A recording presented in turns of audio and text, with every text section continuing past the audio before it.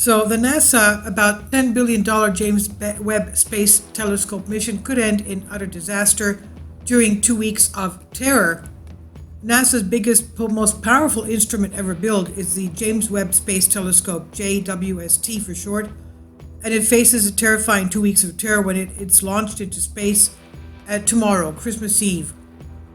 The impressive successor to Hubble Space Telescope, fueled and ready to blast off nearly 15 years after its original intended launch date, so as you can see, it's already late, and it's about $10 billion worth. This instrument will launch from European spaceport in French Guiana. Kindly support my Patreon account. The daily posts are 5 videos daily, and they are totally different from what I have on my YouTube channel. Thank you so much for your support and that you find all my content so interesting. You'll find the Patreon account details in the description box. It's carried aboard an Ariane 5 rocket, one of the safest and most reliable launch vehicles employed by NASA. But this is not going to be an ordinary launch because of the telescope's insane dimensions. And that means getting into space next week is going to be the least of NASA's worries. It's because the James Webb Space Telescope is far bigger than any payload any rocket has ever launched. James Webb has been designed to detect the light of the youngest stars in the universe using its gilded 21-foot wide mirror, and that is not even the telescope's biggest part.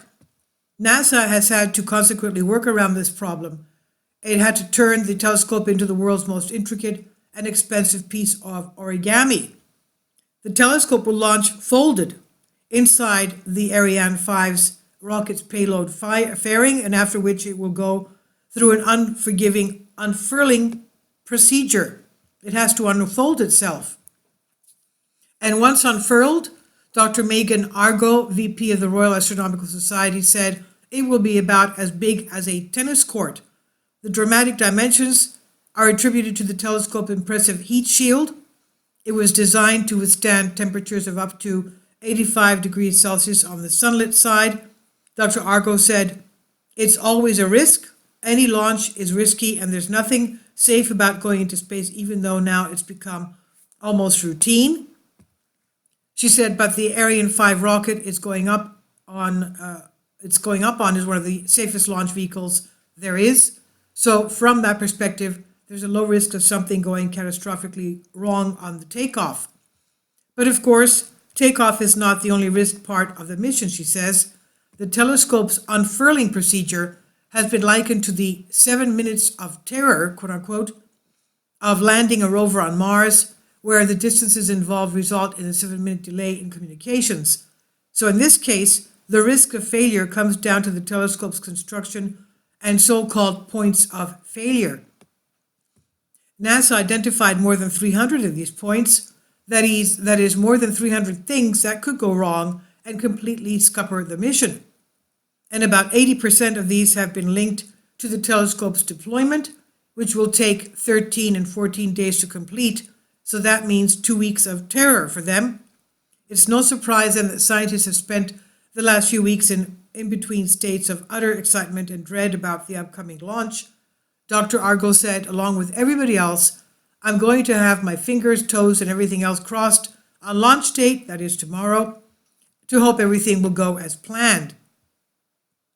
It's going to do some really exciting science, so there's a lot of excitement in the astronomical community waiting to see what results it comes up with.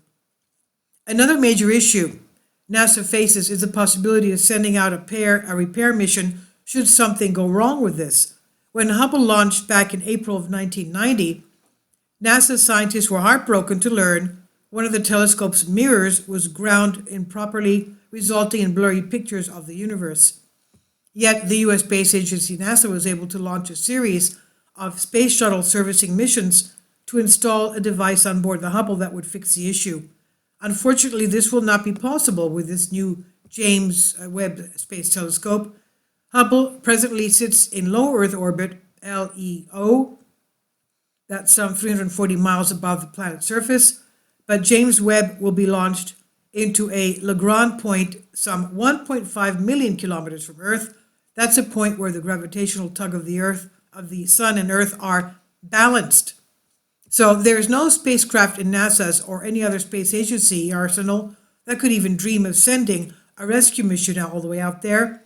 Success or failure, therefore, hinge on hundreds of things going according to plan. Dr. Argo says it would be a huge shame if it didn't, but I think the engineers have done a fantastic job, and their expectations is that it will work perfectly. So this is by Sebastian Ketley on Express UK, and we'll find out in about 2 weeks. Please leave your comments, and thank you for your support.